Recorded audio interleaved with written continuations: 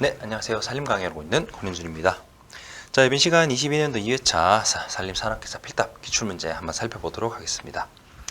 자, 첫 번째 보시면 표준 벌채량의 정의를 묻는 문제가 나왔는데요.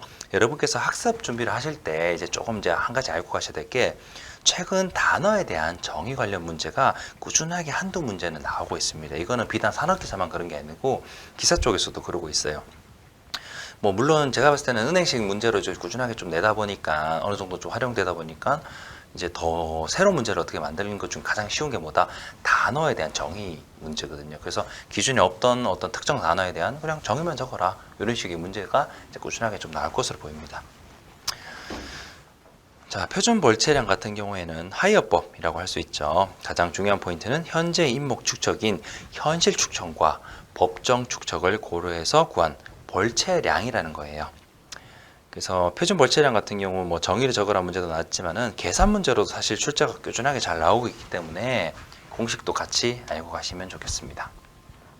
자, 그래서 표준 벌채량의 정의는 경영계획 중에 인목 생산량을 기준으로 산정을 하는데 이 하이어 공식을 적용해서 현재 인분의 생산량을 기준으로 현재 인분 축적과 법정 축적을 고려해서 구한 값을 보통 표준 벌채량이라고 한다라고 보시면 돼요. 그리고 정의, 물론 정의도 중요하지만 공식도 꼭 외우고 가시는 게 좋겠습니다. 계산 문제로도 나오고 있기 때문에. 자, 그 다음 문제는 이제 스말리안, 프레슬러 공식 나왔네요. 자, 30년생일 때 80, 5년이 지난 35년생일 때 100이다. 그때 프레슬러 공식을 이용해서 생산율을 구하여라. 자, 프레슬러 공식도 정말 꾸준하게 나오고 있는 문제 중 하나죠. 공식 암기는 필수입니다.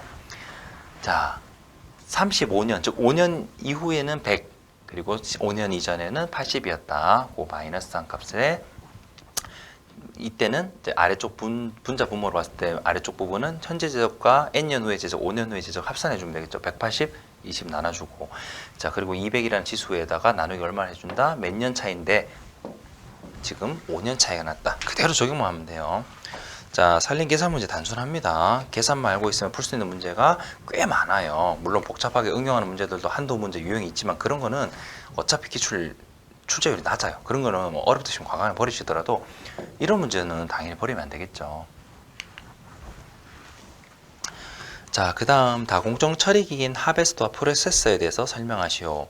자, 자주 나오는 문제는 아니지만 하베스터, 프로세서, 그리고 펠러펀처까지 이 세 가지 녀석에 대한 설명은 기본적으로 좀 알고 가시는 게 좋습니다. 정의 관련 문제로서 다공정 처리기기의 경우 2년 주기, 한 3년 주기로 한 번씩은 출제가 되는 편이에요. 그래서 어떤 작업을 하는지만 포인트만 잘 잡아 외우시면 됩니다. 자, 하베스터 같은 경우에는 자, 잎목을 벌목하는데 가지, 자르기, 토막 내기 이런 일관된 공정을 하는 녀석이고, 프로세서는 이미 벌목된 녀석을 가지를 자르고 토막을 내는 장비라고 볼 수 있다. 이렇게까지만 해도 돼요. 사실 이 뒤에는 그냥 좀 정리되는 어떤 장치에 대한 어떤 설명이기 때문에 굳이 이것까지 적기보다는 만약 좀 더 줄인다 하면은 이미 벌목된 젖목의 가지를 자르고 토막을 내는 장비로서 장비이다. 여기까지만 하시면은 그래도 충분하다는 거죠. 이게 키워드라는 개념을 보시면 돼요. 물론 이왕이면 다 알고 가면 더 좋겠죠. 근데 이제 내용이 많아서 이제 항상 좀 더 줄이고 싶다라는 분들이 많기 때문에 어디까지 줄여야 될지 조금 더 이제 강의를 통해서 추천을 드리는 거죠.